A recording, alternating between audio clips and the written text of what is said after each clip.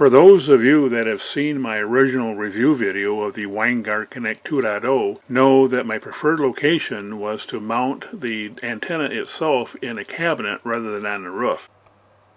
The reason for that is because I get almost as good of a signal in the cabinet as I do in the roof, and that I don't have to climb up and down the roof and all that kind of stuff. And if you've not seen the video, I will post a link to that here.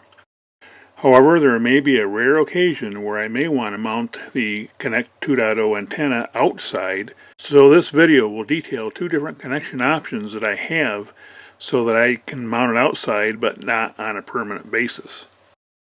The first option is to borrow my custom-made satellite mast mount for my ladder and mount the Winegard 2.0 Connect onto that.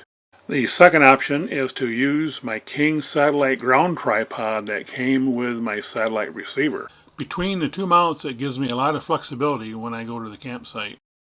The base plate for the existing satellite antenna is too small, so I have to cut out a new one, and I'm cutting it out of 1/4 inch Type 1 PVC. Now, if you buy PVC, you have to be a little careful because there's a lot of PVC on the market that it's expanded foam, and it's used in things like display boards and such, but it just is not suitable for this task. So we marked out the footprint on the PVC, and then we're going to cut it out, and then all we have to do is drill some holes and we're done. And this is the finished mounting base after I've cut it to size and drilled all the holes that needed to be drilled. And I really can't provide much of a drawing for where the holes are since I use the Winegard Connect 2.0 itself as the pattern. In the center, you see 6 holes, and they adapt this plate to my original satellite mast, which was a previous project. And by the way, you can look at that project video from the link I'll provide here. And the 4 posts around the corners are what attaches to the Winegard Connect 2.0 itself.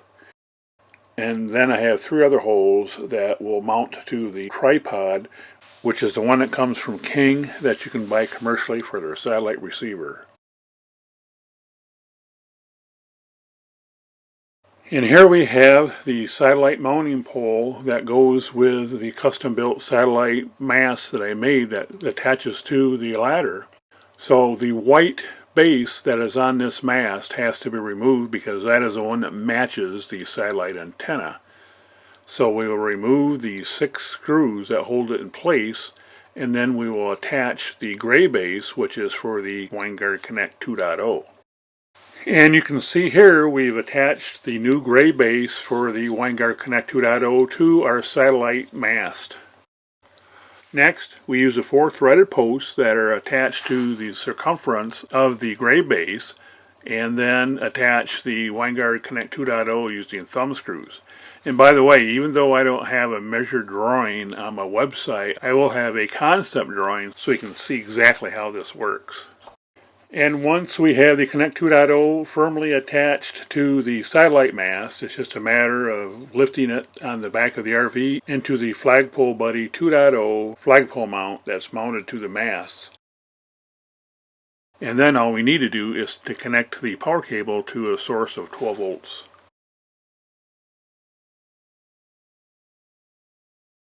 I've also modified the King satellite tripod mount for the gray adapter plate by drilling 3 holes into the arms of the tripod top section. And again, by using threaded hardware and wing nuts, I can securely attach the gray base to the top of the tripod.